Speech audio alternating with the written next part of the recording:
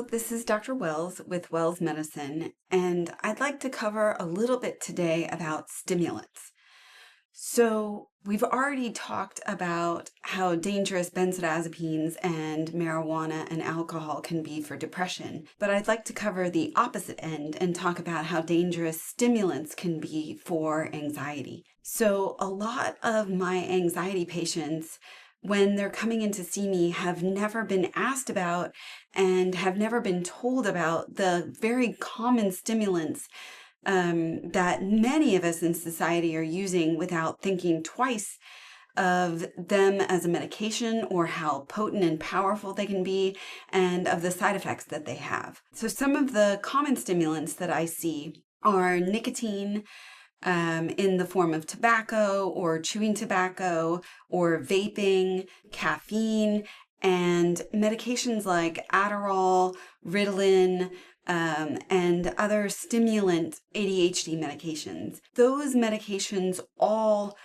by the very definition of what they do, increase our anxiety hormones, so adrenaline, cortisol, and in amping those hormones up, they increase our heart rates, they increase our blood pressure, they increase skin sweating, and they also increase focus, which is a wonderful side effect of stimulants. But when our heart rate and blood pressure and sweating and focus are all amped up, that can also feel like anxiety.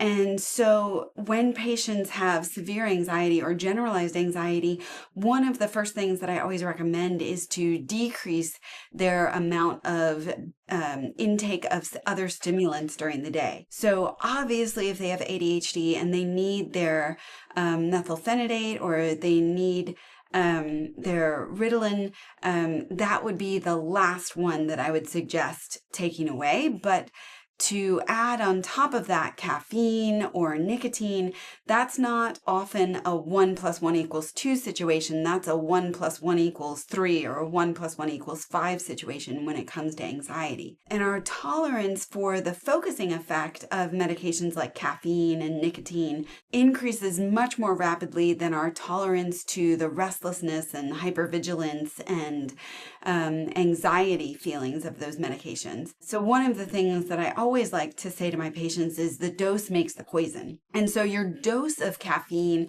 or nicotine may not be 0, but it may not be how much you've become accustomed to using either. And similar to the way when someone is 20, maybe they can handle a 6-pack of beer, and by the time they get to be 40 or 60, a 6-pack definitely feels like too many beers.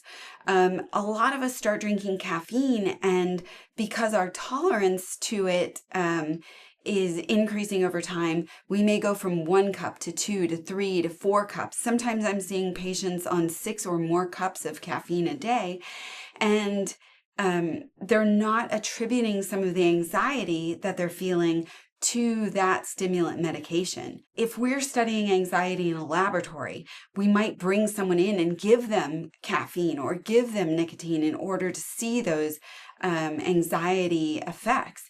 And similarly, anxiety in real life is not a yes, no, black or white situation. It's a gradual ramping of the effect of those hormones in our body until we notice those symptoms of anxiety or we have a panic attack.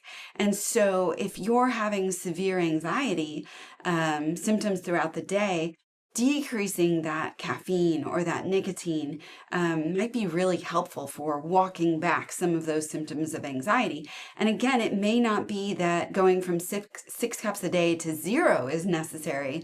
Your happy dose may be 2 cups or 1 cup. But certainly a lot of us find ourselves drinking more caffeine or smoking more cigarettes than is good for our anxiety. One thing to note is I never want anyone to go cold turkey on any of their stimulants. So, for example, if you're decreasing your caffeine or you're decreasing your nicotine, if you do it all at once, you're likely to have 2 weeks of absolute misery. So I recommend kind of a gradual weaning rather than a sudden decrease. Part of that is you'll just absolutely hate me and you'll feel awful and wonder why you're doing this if you stop all at once. And a lot of people say, well, I felt worse when I stopped, but it really does take about 2 weeks to start to normalize from any decrease in caffeine or nicotine. And certainly if you're going from about 6 cups a day or 6 cigarettes a day to none, you're likely to have just lethargy, extreme fatigue, brain fog, difficulty concentrating, sometimes paradoxically difficulty sleeping, difficulty exercising, sometimes a very bad headache or a migraine. Sometimes people will be very hungry or not hungry at all. And those are all things to look out for as withdrawal effects of caffeine rather than what life looks like with less caffeine. What life looks like with less caffeine, you would probably be able to see after 2 to 4 weeks being away or being stable on the new dose of those medications of caffeine or nicotine. So decrease the amount slowly, decrease it gradually in a sustainable, kind of livable way. No one wants anyone to stop, right away and have 2 weeks of misery. The goal is a marathon, not a sprint, and to be healthy and well and sustainable.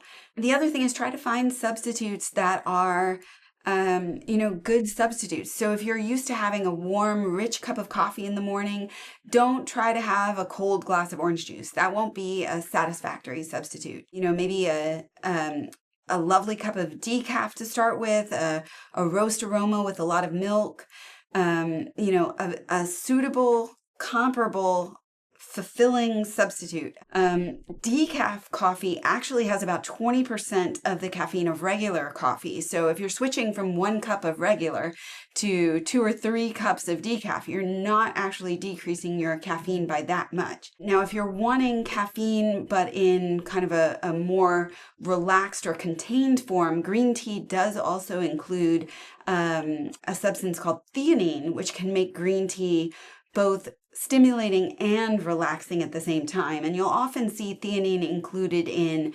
energy drinks because the amount of caffeine in an energy drink is so stimulating that they need to add some things like theanine and taurine to kind of relax and decrease the amount of stimulation from the energy drink. So if you're looking for that caffeine focus, but not quite the buzz, you might try green tea, which also has a lot of really great polyphenols and antioxidants. And then if you're looking for a warm and cozy cup of something, being able to get up, walk around, make yourself a cup of something, and have a really great substitute. Herbal tea, including the herbal teas that taste like coffee, like Roast Aroma or Tea Chino, has no caffeine. So those would be great compromises and substitutes for things like coffee or tea, which still have quite a bit of caffeine. I like to recommend herbal drinks like chamomile, which actually has a balming or calming effect. So it's the actual opposite of the caffeine effect.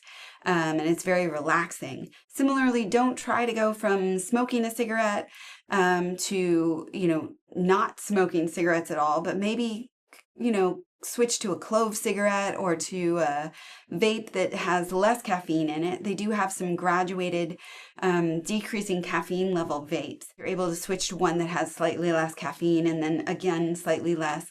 So that you're approximating the same action, the same break or the same benefit that the substance is giving you, whether it's caffeine or nicotine, as opposed to switching to like a cold orange juice or just trying to go cold turkey. So just a quick reminder about stimulants and their effect on anxiety.